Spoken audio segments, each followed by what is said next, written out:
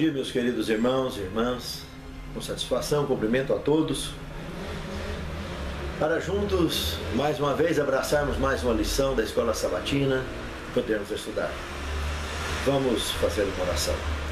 Querido Senhor, nosso Deus e nosso Pai, que somos gratos pela alegria, pelo prazer e a oportunidade de podermos estudar a Tua Palavra. Continue nos dirigindo e nos abençoando ao estudarmos a Tua Palavra, para que tenhamos condições de praticar, de entender e de transmitir aos que nos cercam. Suplicamos essas bênçãos, Senhor, e agradecemos em nome de Jesus. Amém. Vivendo pela fé. Muito significativo esse tema. Hoje, estudando a 11ª lição desse trimestre, avaliando Provérbios 29 e 25, quem teme ao homem cai em armadilhas, mas quem confia no Senhor está seguro. É interessante. Temer, que vale a pena temer homens, temer coisas desse mundo, situações dessa vida de pecado. Para que temer alguma coisa desse gênero? Coisas de mortais? Na realidade, nós somos filhos do Altíssimo. Somos convidados a ser participantes da mesma herança que Cristo, o nosso irmão mais velho.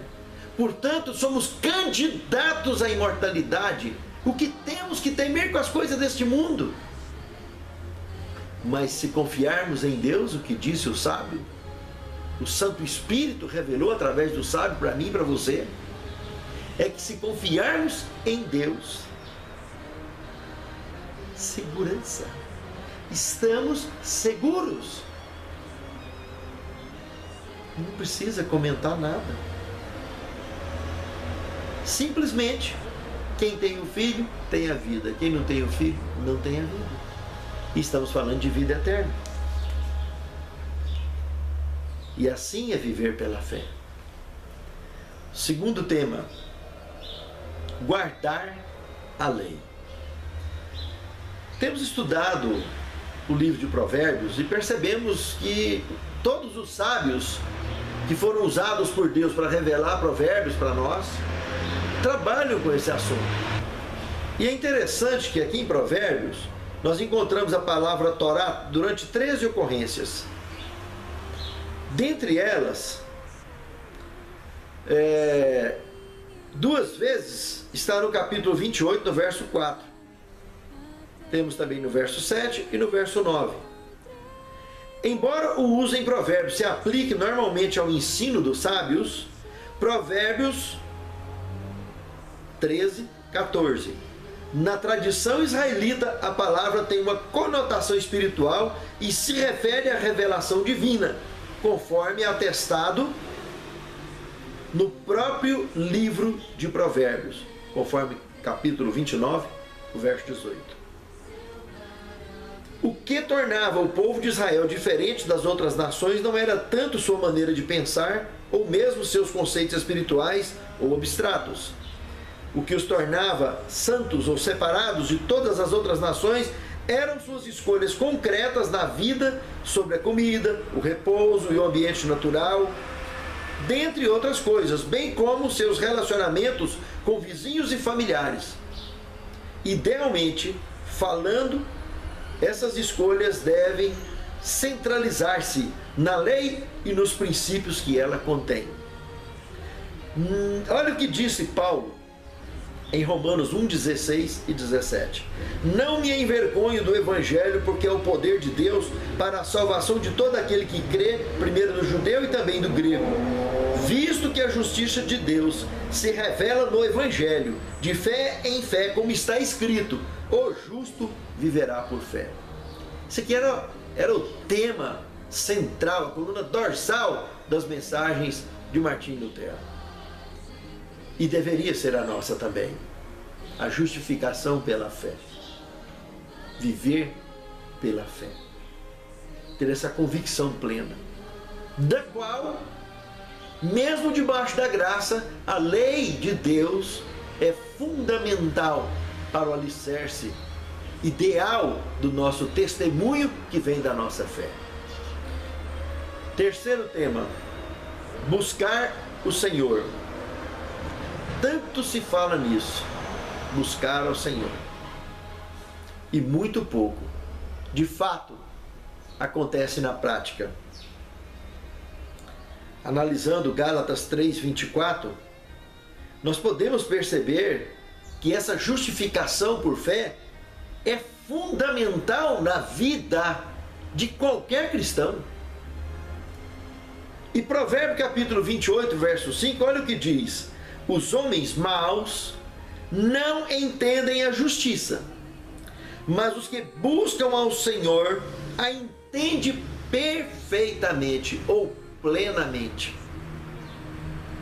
Interessante, olha o que diz o profeta Isaías no capítulo 55, versos 6 e 7. Buscai ao Senhor enquanto se pode achar, invocai-o enquanto está perto. Deixai o ímpio o seu caminho e o homem maligno seus pensamentos. Voltem-se ao Senhor, que se compadecerá dele, e para o nosso Deus, porque é generoso em perdoar. Mas olha, é fundamental buscar ao Senhor enquanto se pode achar, e invocá-lo enquanto ele ainda está por perto. Porque nós sabemos que a graça está aí, mas ela tem uma porta e ela vai fechar uma hora. E aí, cadê o Senhor depois que fechar a porta da graça? E isso sem falar que se alguém pega contra o Espírito Santo, para ele fechou a porta da graça.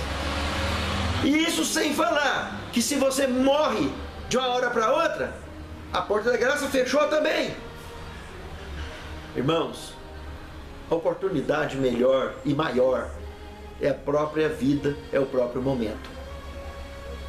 Se nós buscamos Ele agora mesmo Ele passa réu e perdoa o nosso passado, limpa, vira a página e nos reveste com as vestes de Cristo e nos conduz debaixo dos seus cuidados para todo sempre, na garantia de sermos participantes da herança da vida eterna, do reino eterno. Pense nisso, meu amado irmão. Pense nisso, minha amada irmã. Buscar ao Senhor enquanto é tempo. Quarto tema, palavras para o rico. Interessante. Em harmonia com o livro de Provérbios, no capítulo 28, em várias posições diferentes, em vários versos diferentes do capítulo 28, podemos ver a harmonia que Provérbio 28 tem com 1 João, capítulo 2, verso 15 ao 17, que trata exatamente do tema de pessoas que são apaixonadas, que são escravas das riquezas, apaixonadas pelas riquezas. Provérbio 28, e a harmonia com o que João está dizendo ali nesse texto. Meus amados, o único rico sensato é aquele que reconhece o Senhor como único dono de tudo e todos. Pense nisso, meu amado irmão, minha amada irmã.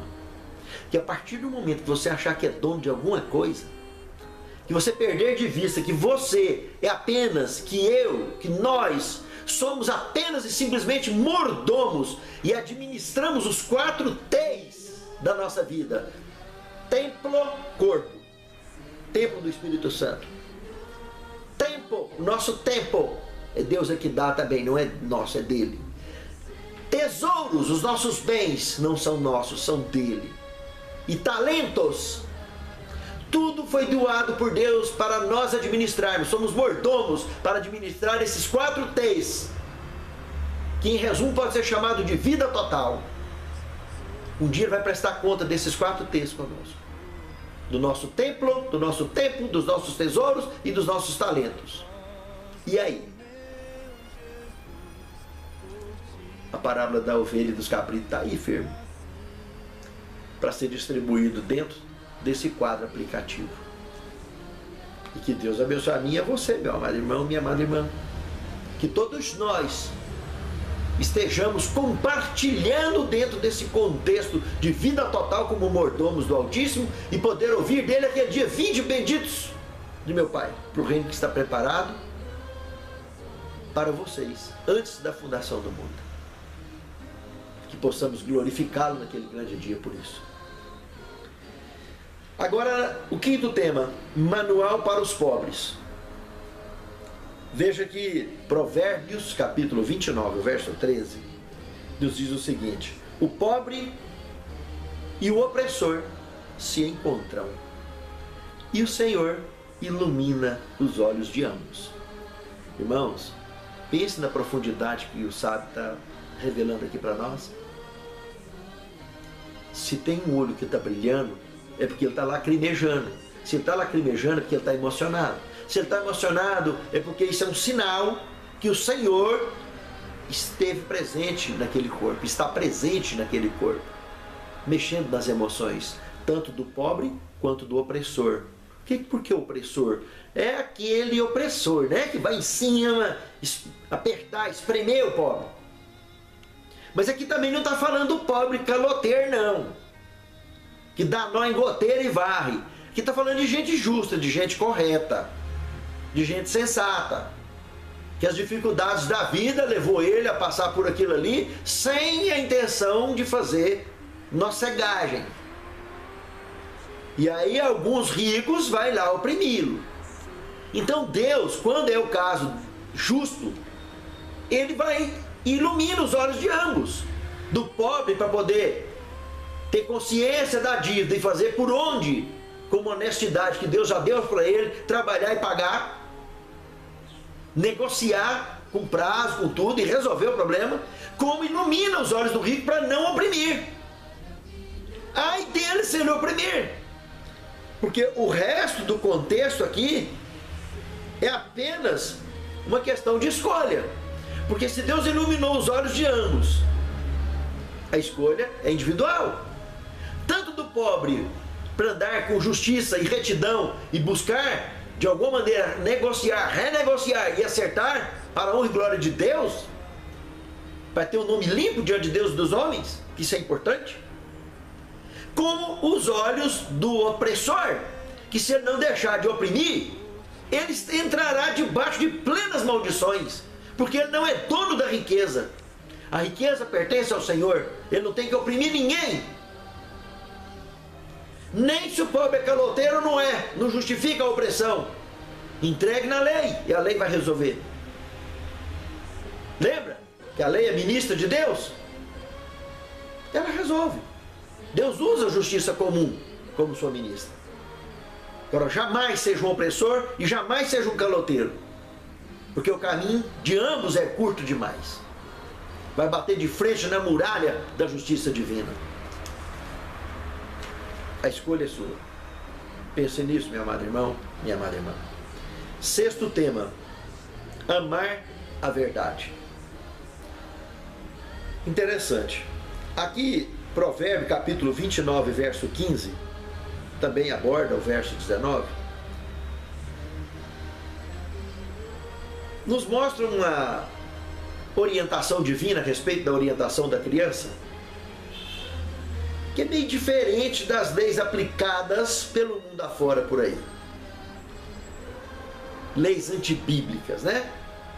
Veja o que diz o verso 15: a vara e a repreensão dão sabedoria, mas a criança entregue a si mesma envergonha sua mãe. Meus amados irmãos, esta é a orientação divina. E funcionou toda a vida. Homens e mulheres de brilho na história da humanidade, que todos, com raríssimas exceções, foram educados dessa maneira. Se necessário, foi administrado o uso da vara. Hoje, na maioria dos países do mundo, se falar em vara, meu Deus, está no xadrez, está processado, está pebado até na alma. Mas sabe, independente se vai usar vara, palmada, seja lá o que for, do jeito certo, maneira correta, se vai seguir plenamente, radicalmente a orientação bíblica ou não, não importa. Agora, se deixar de corrigir, se deixar de orientar, de educar da forma correta e no momento exato, meu Pai amado, tende misericórdia. Porque uma criança entregue a si mesma são exatamente os filhotes de chocadeira, entre aspas, que eu tenho comentado em lições anteriores. É uma fábrica de homens e mulheres desenfreados para tudo quanto é tipo de libertinagem que se possa existir no mundo. Uma fábrica de problemas para a sociedade e para o mundo. Pense nisso, meu amado irmão. Pense nisso, minha amada irmã. E atenda à orientação divina, com amor, com carinho, acima de tudo. Olha, é verdade que muitos pais exageraram na vara com seus filhos. Mas aonde existiu o amor, existe o perdão. Mas, irmãos, o exagero é errado. Mas o outro lado, o outro extremo também é errado. Não usar de repreensão bíblica de forma sensata. Porque a orientação bíblica é sagrada. Pense nisso. Para o seu bem e o bem da sua descendência. E do mundo em que nós vivemos até Jesus voltar. Sétimo tema. Uma razão sensata. Filhos e filhas de Deus, página 267. Olha o que diz a pena inspirada. As leis de Deus têm seu fundamento na mais imutável retidão e são constituídas de maneira que proverão a felicidade dos que as guardam. A religião põe os homens em relação pessoal com Deus, porém não de maneira exclusiva, pois os princípios do céu devem ser vividos para que possam ajudar a beneficiar a humanidade. Que Deus abençoe a mim e a você, meu amado e minha amada irmã. Que esta seja a nossa decisão de viver assim. Senhor Deus, unja-nos com teu poder, com o poder do teu Santo Espírito, e capacita-nos a andar neste mundo, cumprindo com as suas orientações, te servindo em espírito e em verdade, e sendo vitoriosos na nossa jornada e na missão que tu nos tens confiado. É o que te pedimos, agradecidos. Em nome de Jesus. Amém.